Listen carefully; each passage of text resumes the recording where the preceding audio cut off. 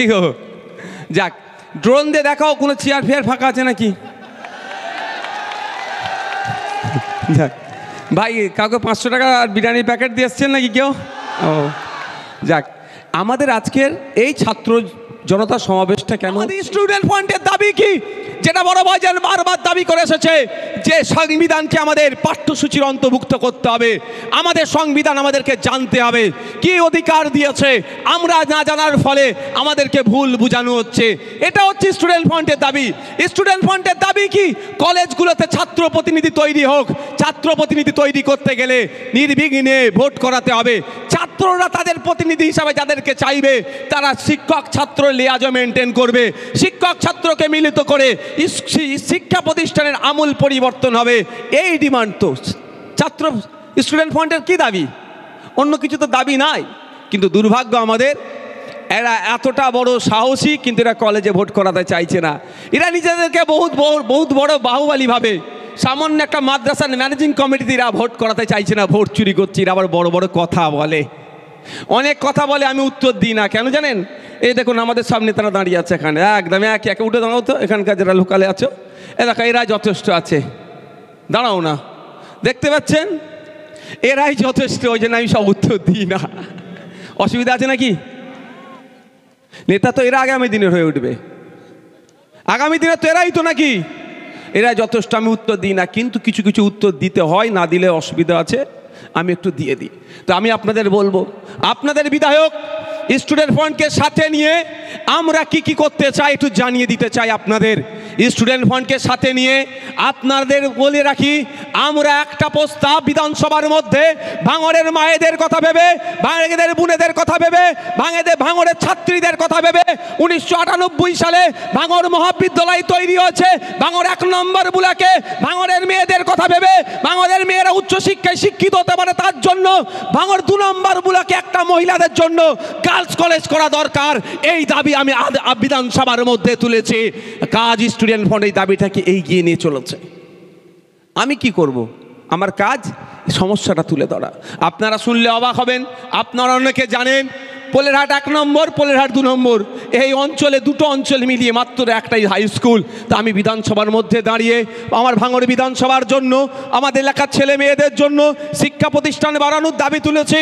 আমাদের স্টুডেন্ট ফান্ডের সাথে সাথে মিলিয়ে সুর মিলিয়ে আমরা একটা দাবি তুলে এসেছি বিধানসভার মধ্যে, যে কম্পিউটার এডুকেশান প্রাথমিক স্তর থেকে বাধ্যতামূলক করা দরকার। আপনারা শুনে জানেন অনেকেই যারা আর্থিকভাবে দুর্বল, আপনারা আপনাদের বাচ্চাগুলোকে সরকারি প্রাইমারি স্কুলে দিচ্ছেন, আর যারা আর্থিকভাবে একটু সবল তাদের বাচ্চাগুলোকে তারা বেসরকারি স্কুলে দিচ্ছে। যারা বেসরকারি স্কুলে পড়ছে ক্লাস 1 থেকে কম্পিউটার এডুকেশান পাচ্ছে। আর আপনি আমি সবজি বিক্রি করি, আপনি আমি ভ্যানওয়ালা, কে রিক্সাওয়ালা, ডে লেবার, লেদার কমপ্লেক্সে দিন আনে দিন খায়, যে শ্রমিকের কাজ করে তার ছেলেরা অর্থের অভাবে তাদের ছেলেগুলোকে প্রাইভেট স্কুলে দিতে পারে না। ফলে তার ছেলেরা সরকারি স্কুলে যায়, সরকারি স্কুলে গিয়ে যাচ্ছে, কম্পিউটার এডুকেশান পাচ্ছে না। যার বাবার একটু টাকা আছে সে গিয়ে কম্পিউটার এডুকেশান পাচ্ছে। তাহলে সমস্যাটা কি হচ্ছে? যখন আপনার ছেলেটা ক্লাস 5-এ উঠছে, আর যারা যে আর্থিকভাবে যার স্বাবলম্বী তার ছেলেটাও যখন ক্লাস 5-এ উঠছে, অলরেডি 4 বছর আগে আপনার ছেলের থেকে সে কম্পিউটার এডুকেশানটা পেয়ে যাচ্ছে, আপনার ছেলে 4 বছর পিছিয়ে থাকছে। তাই পশ্চিমবাংলার বিধানসভাতে স্টুডেন্ট ফান্ডের সুর মিলিয়ে আমি আপনাদের বিধায়ক হিসাবে শুধু ভাঙড়ের মানুষের জন্য নয়, রাজ্যের মানুষের শিক্ষার আমূল পরিবর্তনের জন্য, বিশেষ করে প্রান্তিক সমাজের ছেলে মেয়েদের ভবিষ্যৎকে সিকিউর করার জন্য, যেখান থেকে বুনিয়াদী শিক্ষা অর্জন করছে সেই জায়গা থেকে কম্পিউটার এডুকেশন বাধ্যতামূলক হওয়ার জন্য দাবি তুলেছি। আর ওই 3 আঙ্কুরের মতো দামড়া ছেলেগুলো যাদের মনে হয় কলেজে আর কোনো ডিগ্রি ফিগ্রি নয়, তারা কি করছে? এই দাবির সাথে মান্যতা দিচ্ছে না। কথা কি বলছে? এই হয়েছে সেই হয়েছে। আমি এখানে একটু চ্যালেঞ্জ করে যাই আপনাদের মাধ্যমে, যারা বেশি কথা বলছে। আমাদের খুব তাড়াতাড়ি স্টুডেন্ট ফান্ডের রাজ্য নেতৃত্বের নাম ঘোষণা হবে। সেখানে একটা ছেলে যদি মনে হয় পড়াশোনার সাথে যুক্ত নয়, যদি খুঁজে বার করতে পারেন, সাথে সাথে আপনাদের কথা দিয়ে দিচ্ছি তাকে সেই পদ থেকে আমরা নামিয়ে দেবো। আর এই চ্যালেঞ্জটাও আমার টিএমসিবির বন্ধুদেরকে গ্রহণ করতে হবে। তোমার রাজ্য নেতৃত্ব থেকে শুরু করে কলেজের যারা আমাদের রায়নুর জেলা পরিষদের একমাত্র বিরোধী বিধায়ক দক্ষিণ 24 পরগনা জেলার ভাঙড় থেকে আপনারা পাঠিয়েছেন। আমরা 3-এ 3 হতো 1-2 নম্বর ব্লক থেকে। 1 নম্বর ব্লকে তো নমিনেশনই করতে দেয়নি, যাক ওই বিষয়ে আমি আসছি না, আমি আমার এখানে ফিরে আসছি। তো ও বলল কি, যে কলেজে চাকরি করে সেও আবার টিএমসিপি করছে, এটা কি করে হয়? যাক, সেই চ্যালেঞ্জটা আমি দিলাম। অনেকে অনেক কথা বলছে। এই আমরা এখানে উপস্থিত হয়েছি ইন্ডিয়ান সেকুলার ফ্রন্টের একটা শাখা সংগঠন স্টুডেন্ট ফ্রন্ট, তাদের ৪র্থ বার্ষিকী প্রতিষ্ঠা দিবস উদযাপন উপলক্ষে ছাত্র জনতা সমাবেশে, এই ছাত্র জনতা সমাবেশের ব্যাখ্যা এখন আমার পাশের বিধায়ক, পাশের বিধানসভা, যাকে মমতা ব্যানার্জি বলে তুই বোম্বা দিস, তার ছেলেদেরকে শিখাতে পারেনি। আমি ভাবছি এটাই পশ্চিমবাংলার শিক্ষা ব্যবস্থা কোথায় নিয়ে গিয়ে দাঁড় করিয়েছে মমতা ব্যানার্জি মহাশয়া। ছাত্র জনতা সমাবেশের ব্যাখ্যাটাই তারা করতে পারছে না, তাদের দাঁত ভেঙে যাচ্ছে, তাদের পেন ভেঙে যাচ্ছে। কদিন আগে আমি এসআইআর ফর্ম ফিল আপ করছিলাম, অনেকের রাগ হয়েছে। আমি এতটুকুই কথা বলেছিলাম, শিয়াল তখনই আঙুর ফলকে টক বলে যখন, হ্যাঁ, ও বাটা ফর্ম ফিল আপ করতে পারবে না, পেন দিলে পেন ভেঙে ফেলবে, ওই জন্য নওশাদের উপরে রাগ। যাক বন্ধুগণ, এই সমাবেশটা শুধু ছাত্রদের সমাবেশ নয়, এই সমাবেশটা অভিভাবকদের সমাবেশ। এই সমাবেশ থেকে আওয়াজ উঠবে, ওবিসির নামে যে দ্বিচারিতা চলছে পশ্চিম বাংলায়, সংখ্যালঘু যুবকদের শিক্ষার ক্ষেত্রে যে বৈষম্য হবে, চাকরির ক্ষেত্রে যে বৈষম্য হবে, আজকে এই ছাত্র জনতা সমাবেশ থেকে রাজ্যের মুখ্যমন্ত্রীর কাছে বার্তা দিতে চাই যে ওবিসির নতুন লিস্ট আপনি বার করেছেন, অবিলম্বে ওটাকে প্রত্যাহার করতে হবে, নির্দিষ্ট গাইডলাইন মেনটেন করে নতুন ওবিসি সার্টিফিকেট পাবলিশ করতে হবে, লিস্ট পাবলিশ করতে হবে। অন্যথায় কিন্তু আগামী দিনে এই ছাত্ররা আর অভিভাবকরা মিলে বিসিডব্লিউ অফিসে যাবে, ঘেরাও করবে, জবাব নেবে, যতক্ষণ না জবাব দিতে পারছে তাদেরকে বার হতে দেবে না। আজকে ছাত্র অভিভাবকদের সমাবেশ কেন করলাম? শুধু ছাত্র নিয়ে করতে পারতাম, শুধু ছাত্রদের করলে সব সমস্যার সমাধান হবে না, ছাত্রদের অভিভাবকদের লাগবে, আপনাদেরও লাগবে। সেই জন্য ছাত্র জনতা সমাবেশ করেছে। সবই যদি আমাদের ওরা বুঝেই ফেলতো, তাহলে ওদের সাথে আমাদের তফাৎটা কোন জায়গায় ভাই? কি গো? যাক, ড্রোন দিয়ে দেখাও কোনো চেয়ার ফেয়ার ফাঁকা আছে নাকি? যাক ভাই, কাউকে 500 টাকা আর বিরিয়ানির প্যাকেট দিয়ে এসছেন নাকি কেউ? ও যাক, আমাদের আজকের এই ছাত্র জনতা সমাবেশটা কেন হচ্ছে? এই সমাবেশে আমাদের আওয়াজ তুলতে হবে। আপনারা জেনে রাখুন, আমি আজকে বক্তব্যটা একটু মনোযোগ সহকারে দেখবেন। রাজনৈতিক মতপার্থক্য ছিল, আছে, থাকবে, এটা স্বাভাবিক ব্যাপার। আমরা যে গণতান্ত্রিক পরিবেশে বসবাস করি, আমরা গর্ব করে বলতে পারবো আমরা যে দেশে থাকি, এই দেশে রেজিস্টার পলিটিক্যাল পার্টির সংখ্যা হচ্ছে 2200 থেকে 2500। তো গর্বের বিষয়, সারা পৃথিবীতে যেখানে গণতান্ত্রিক সিস্টেম আছে, যেখানে ভোটিং সিস্টেম আছে, সারা পৃথিবীর রাজনৈতিক দলগুলো একদিকে রাখবেন, আমার এই মহান ভারতবর্ষের রাজনৈতিক দলগুলো আলাদা রাখবেন। সারা পৃথিবীতে না যত দল আছে, ভারতবর্ষে তার থেকে বেশি দল আছে, এটা গর্বের বিষয়। সুতরাং রাজনৈতিক মতপার্থক্য থাকবে, আদর্শগত মতপার্থক্য থাকবে, থাকাটাই স্বাভাবিক। কিন্তু যে ডিমান্ড নিয়ে আজকে ছাত্র জনতার সমাবেশ হচ্ছে, এই ডিমান্ডকে আপনি এড়িয়ে যেতে পারেন না। আপনারা শুনলে অবাক হবেন, 2011 সালের আগে যে ওবিসি গুলো ছিল সেইগুলো ঠিক থাকলো, 2011 সালের পরে অনেক ওবিসি সুপ্রিম কোর্ট পর্যন্ত গিয়ে ধাক্কা খেলো। তারপরে রাতারাতি মমতা ব্যানার্জি দেখলাম নতুন করে সার্ভের নামে নাটক করে একটা কমিটিকে বসিয়ে দিয়ে কিছু ওবিসির লিস্ট পাবলিশ করেছে।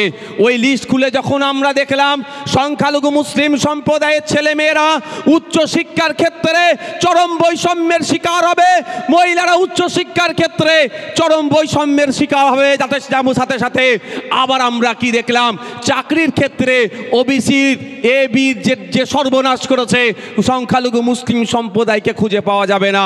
কিন্তু আমাদের বক্তব্য, কে সংখ্যালঘু কে সংখ্যাগুরু বড় কথা নয়, প্রপার ওয়েতে, সায়েন্টিফিক ওয়েতে সার্ভে হোক। 1993 সালের ব্যাকওয়ার্ড ক্লাসেস অ্যাক্টকে মান্যতা দিয়ে সার্ভে করে প্রকৃত যারা রিজার্ভেশন পাওয়ার যোগ্য তাদের রিজার্ভেশন দেওয়া হোক। কিন্তু মমতা ব্যানার্জি আরএসএস এর কথা শুনে, নাগপুরের কথা শুনে পশ্চিম বাংলার সংখ্যালঘু মুসলিম সম্প্রদায়ের ছেলেমেয়েরা আগামী দিনে যাতে না চাকরি পায়, হয় তার ব্যবস্থা করে দিয়েছে। শুধুমাত্র খাতাই কলমে ওবিসি সার্টিফিকেট থাকলেও বাস্তবে এই রূপ কেউ পাবে না। তাই বন্ধুগণ, আজকের ভাঙড়ের মাটি নয়, রাজ্যের বিভিন্ন প্রান্ত থেকে প্রতিনিয়ত শিক্ষিত বেকার যুবক যুবতীরা যারা উচ্চশিক্ষা অর্জন করে বসে আছে বা যারা উচ্চশিক্ষা অর্জন করার ক্ষেত্রে এই বৈষম্যর শিকার হচ্ছে, তারা বারবার আমাকে ফোন করছে, তারা বারবার আমাকে বলছে যে ভাইজান আপনাকে দায়িত্ব নিতে হবে, আপনি ছাড়া এই সমস্যার সমাধান হবে না। এই ওবিসি যে নতুন লিস্ট করেছে মমতা ব্যানার্জিকে বাতিল করে সায়েন্টিফিক হয়েতে সঠিক সার্ভে করে এটাকে পুনরায় ফিরিয়ে নিয়ে আসতে হবে, এই দাবি আমাকে বারবার জানাচ্ছে। আজকে আমাদের ছাত্র জনতার এই সমাবেশ থেকে রাজ্যের মুখ্যমন্ত্রীর কানে পৌঁছে দিতে চাই, আর কয়েকটি দিন অপেক্ষা করব। যদি মনে করেন পশ্চিম বাংলার সংখ্যালঘু মুসলমান সমাজকে বিজেপির ভয় দেখিয়ে এদের অধিকার কেড়ে নেবেন, এটা মাথায় রাখবেন। এদের পাশে কেউ থাকুক আর নাই থাকুক, নওশাদ সিদ্দিকী এদের পাশে থাকবে, বিশ্বজিৎ মাইতি এদের পাশে থাকবে, তাপস ব্যানার্জি থাকবে, শামসুর সাহেব থাকবে, এদের পাশে বাংলার জনগণের পাশে আমরা থাকবো, খামচিহ্ন থাকবে। সুতরাং এদের প্রপার গাইডলাইন মেনে যদি সার্ভে না হয় আগামী দিন কিন্তু আমরা যাব বিসিডাব্লিউ ঘেরাও করব, প্রয়োজনে তালা লাগিয়ে দেবো যদি সার্ভে রিপোর্ট না দেখাতে পারে। আপনারা অবাক হবেন, সার্টিফিকেটটা এখন নাম কাস্তে হয়েছে, ওবিসিতে কিছু হবে না। বাঁকুড়া ইউনিভার্সিটি দেখলাম, কল্যাণী ইউনিভার্সিটি, বিভিন্ন ইউনিভার্সিটিতে উচ্চশিক্ষায় শিক্ষিত হওয়ার জন্য যে ভ্যাকেন্সিসগুলো আছে সেখানে আর সংখ্যালঘু মুসলমানদের খুঁজে পাওয়া যাচ্ছে না, কিন্তু সংরক্ষণ নাকি আপনাকে দিয়েছে। ওই সংরক্ষণের লাভ কি যে সংরক্ষণ থেকে আমি ফায়দা পাবো না?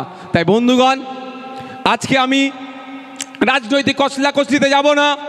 আজকে আমাদের ছাত্রদের যাতে নাম জড়িয়ে আছে শিক্ষা বিষয়টাতেই বেশি ফোকাস করে বক্তব্য দেব।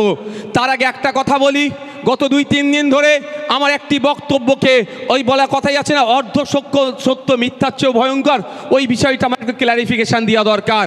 আমি চালতাবেরিয়া অঞ্চলে প্রোগ্রাম করতে করতে বলেছি, আসুন আমরা তৃণমূল আমাদেরকে বলে আইএসএফ নাকি ভোট কেটে বিজেপিকে নিয়ে আসে, তাহলে একটা চুক্তিবদ্ধ হোক। আইএসএফ যেখানে যেখানে প্রার্থী দেবে সেখানে যদি ভোট কেটে বিজেপি আসে, তৃণমূল যা শাস্তি দেবে তাই মাথা পেতে মেনে নেব। আর সাথে সাথে এটাও আমি বলেছি, এটাও চুক্তিবদ্ধ করতে হবে, মমতা ব্যানার্জিকে সই করতে হবে, যে ওই চুক্তিতে যেমন আব্বাস সিদ্দিকী সই করবে, মমতা ব্যানার্জিও সই করবে। যেখানে যেখানে তৃণমূল প্রার্থী দেবে সেখানে যদি বিজেপি আসে তাহলে আইএসএফ যা শাস্তি দেবে মাথা পেতে মেনে নিতে হবে, এ কথা বলেছিলাম। তারপরে বলেছি, যেখানে প্রার্থী দিয়েছি যদি বিজেপি চলে আসে, আইএসএফ প্রার্থী দেওয়ার জন্য আমার মাথাটা নিচের দিকে, পাটা ওপরের দিয়ে গাছে বেঁধে যতটা ইচ্ছা বাড়বে, আমার কোনো যায় আসে না। কিন্তু আর আমরাও দেখে নেব, যদি কোনো জায়গাতে এই চুক্তি করার পরে দেখেছি তৃণমূল ভোট দিয়ে বিজেপিকে নিয়ে এসছে, প্রার্থী দিয়ে বিজেপিকে নিয়ে আসছে, তাহলে তো কাঁচা কঞ্চিতে তেল লাগিয়ে রাখতে হবে, এ কথা আমি বলেছি। তাহলে যখন আমার সাহস আছে, আমি কি বলছি, নওশাদ সিদ্দিকী আমার দলের প্রতিষ্ঠাতা পীরজাদা আব্বাস সিদ্দিকী কি বলেছেন, যে আমাদেরকে নির্দেশ দিয়েছে যদি আমরা কোনো জায়গায় প্রার্থী দিই, যদি বিজেপি চলে আসে, তাহলে তৃণমূলের বন্ধুরা নওশাদ সিদ্দিকীর পা দুটো ওপর দিকে, মাথাটা নিচের দিকে রেখে গাছে ঝুলিয়ে মারবে, কোনো অসুবিধা নেই।